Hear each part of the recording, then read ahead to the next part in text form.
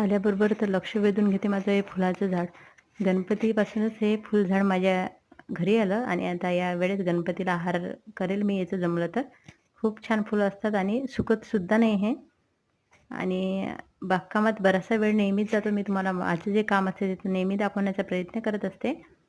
खूप असे सुंदर फुलांनी तुमचा आज शिक्षक दिनाच्या खूप खूप शुभेच्छा सर्वांना.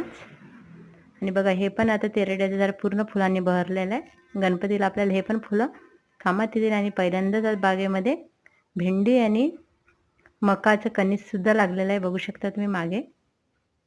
खूप छान वाटते जेव्हा आपण एखादी भाजी लावतो आणि ती छान पद्धतीने ग्रो होते तर. अशा पद्धतीने लावलेलं आहे मी सगळे. आणि आता गणपती बाप्पा यायला आता फक्त 2च दिवस बाकी आहे. बघा आता मक्याचं कणीस आलेलं आहे आणि दरवर्षीप्रमाणे आता गणपती बाप्पाची मूर्ती आलेली आहे आमच्या घरी. मंडळाचे हे आमच्या. कसा वाटला व्हिडिओ नक्की सांगा.